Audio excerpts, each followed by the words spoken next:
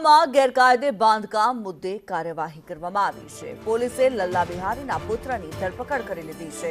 Crime બ્રાન્ચના DCP Ajit રાજ્યનું નિવેદન સામે આવ્યું। લલ્લાના અલગ અલગ જગ્યાઓ પર 3 મકાનો છે। મકાનમાંથી સંવેદનશીલ દસ્તાવેજો પણ મળી આવ્યા છે। મકાનમાંથી સહી સિક્કાવાળા સ્ટેમ્પ અને લેટર પેડ મળી આવ્યા છે। મકાનમાંથી ભાડાના અને અન્ય વ્યવસાયના હિસાબો મળ્યા। પિતા પુત્ર રાજસ્થાન રહેતા હતા, ત્યાંથી બિહાર ગયા હતા। બિહારથી અમદાવાદ આવીને સરકારી જગ્યામાં દબાણ કર્યું। કુલ 5 આરોપીઓ વિરુદ્ધ ક્રાઇમ બ્રાન્ચમાં ફરિયાદ નોંધાઈ છે। ચંડોળા તળાવમાં દબાણ કરવા અંગે પણ ફરિયાદ નોંધાઈ।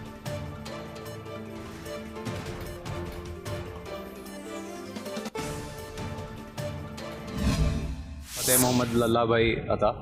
એ ફતેહ મોહમ્મદ લલ્લાભાઈ છે, એમની ગઈકાલે ક્રાઇમ બ્રાન્ચ દ્વારા અટકાયત કરવામાં આવેલી છે અને આજે સાંજે એમનો કોર્ટમાં પ્રોડ્યુસ કરવામાં આવશે અને એક લાંબા સમયની રિમાન્ડની કોર્ટમાંથી માગણી કરવા આવશે અને આપણે પછી આરોપી સાથે લઈને એને જે પંચનામા વગેરે કર્યા અને એમના જે જુદા જુદા રહેઠાણ મકાનો હતા એમાં આપણે ઝડપી કરતા સંવેદનશીલ દસ્તાવેજો પણ પોલીસને કબજા કરવામાં આવેલું છે અને ઘણા બધા મટીરિયલ મળેલા છે, જેમના આધારે અમે લાંબા સમયની રિમાન્ડ માંગીશું। સર, કયા પ્રકારના ડોક્યુમેન્ટ અથવા કયા પ્રકારની કાર્યવાહી તેના વિરુદ્ધ થઈ શકે છે? એમાં એમને જોડે જુદા જુદા પ્રકારના જે ખોટા ભાડા કરારો હતા, જે ફરિયાદ પણ લખેલું હતું અને એ સાથે ઘણા બધા લેટર પેડ તેમજ સહી સિક્કાવાળા દસ્તાવેજો મળ્યા છે।